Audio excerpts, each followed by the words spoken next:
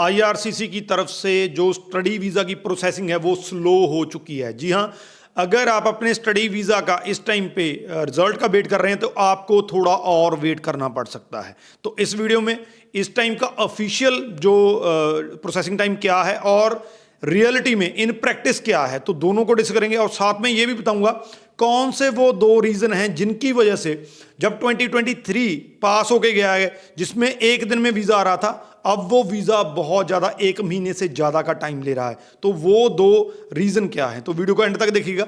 उससे पहले हमारा यूट्यूब चैनल जरूर सब्सक्राइब कर लीजिए, इस पे आपको ऐसी ही इंफॉर्मेटिव वीडियोस देखने को मिलती हैं।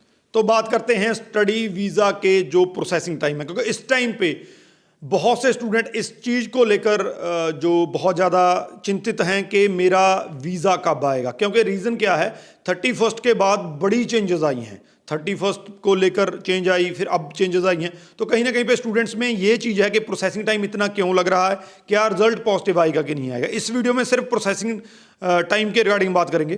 तो अगर हम आईआरसीसी की वेबसाइट पे देखते हैं तो ऑफिशियल जो टाइम है वो 9 वीक्स है। आमतौर पे जो इनका ऑफिशियल जो टाइम ये दिखाते हैं वो 7 to 9 के बीच में वेरी करता रहता है। कभी ये 7 वीक्स हो जाता है, कभी ये 9 वीक्स हो जाता है। इंडिया की बात कर रहा हूँ तो इंडिया के लिए इतना टाइम है 9 वीक्स। लेकिन जब हम इन प्रैक्टिस की बात करते हैं, इन प्रैक्टिस का मैं आपको बता देता हूँ कि 22 के बाद जो हमारे अब तक 22 के बाद ये जो चेंजेस हुई हैं उसके बाद 11 वीज़ाज आए हैं और उनका जो प्रोसेसिंग टाइम है इस टाइम पे वो 35 to 40 डेज है आफ्टर बायोमेट्रिक। जी हाँ, 1 महीने से ज़्यादा लग रहा है आपकी बायोमेट्रिक के बाद। तो प्रोसेसिंग टाइम इस टाइम पे बढ़ गया है। 23 के अगर लास्ट में बात करें तो जो पीटी वाले स्टूडेंट्स थे खास करके, उनका हमारा 4 स्टूडेंट्स का एक दिन में विद इन 1 डे जब उनकी बायोमेट्रिक हुई सेम डे वीज़ा आया था। तो 23 से लेकर अब आज तक जो जैन का पूरा मंथ निकल चुका है, तो इसमें ऐसा क्या हुआ है जिसकी वजह से जो प्रोसेसिंग टाइम है वो 1 मंथ से ज़्यादा हो गया है। इस डिले की इस जो प्रोसेसिंग टाइम इतना बड़ा है उसकी 2 वजह हैं। सबसे पहला जो रीज़न है वो बैकलॉग है। जो 31 के टाइम पे इतनी ज़्यादा गिनती में फाइल स्टडी वीज़ा की, क्योंकि उस टाइम पे 31 के बाद जो है जीआईसी डबल हो जाना था, तो जितने भी स्टूडेंट उस टाइम पे थे जो फाइल्स 2 या 3 मंथ्स में लगनी थी वो विद इन 1 मंथ। हमारी खुद की है कि हमने 1 मंथ में 150 से ज़्यादा फाइल लगाई है उस टाइम पे।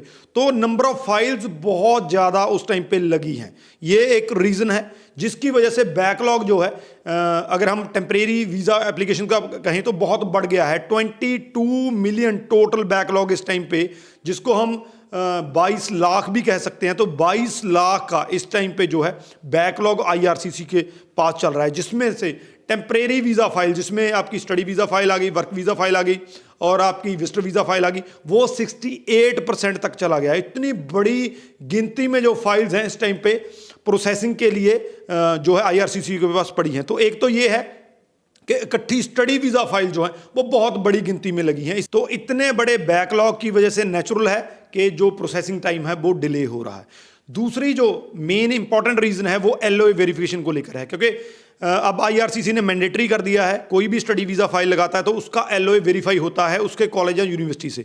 तो अब एक स्टेप और ऐड हो गया है। जब आपकी फाइल प्रोसेस होती है तो उसमें एलओए वेरिफिकेशन के बिना आपको रिजल्ट जब वीज़ा नहीं दिया जा सकता है। उस एक नए स्टेप की वजह से वो प्रोसेस लेंथी हो गया है। कहीं ना कहीं पे वो भी एक बड़ी वजह है जिसके वजह से जो प्रोसेसिंग टाइम है वो डिले हो रहा है। तो ये 2 वजह हैं कि एक तो बैकलॉग बढ़ गया है और दूसरा जो है एलओए वेरीफाई होना शुरू हो गया है। लेकिन आने वाले दिनों में ये प्रोसेसिंग टाइम कम हो सकता है, क्योंकि अब जो है ये जो बड़ी चेंजेस आई हैं उसके बाद प्रोविंशियल जो है आपको लेटर चाहिए होगा जिससे आप अपनी फाइल लगा सकते हैं, उसके बिना आप फाइल नहीं लगा सकते हैं, जिसकी वजह से आने वाले 1 महीने में कम से कम जो है वो बहुत कम फाइल्स जो हैं स्टडी वीज़ा की एम्बेसी में जाएंगी।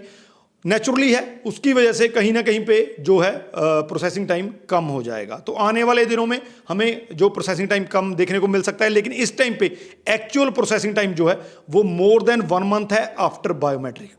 वीडियो को शेयर जरूर कर दीजिए, क्योंकि ये जो वीडियो है ये सारे के सारे जो जिनकी फाइल्स एम्बेसी में उनके इस क्वेश्चन का आंसर है। इस वीडियो का क्वेश्चन है तो नीचे लिख दीजिए, आपको आंसर मिल जाएगा। राजवी चहल, थैंक यू सो मच।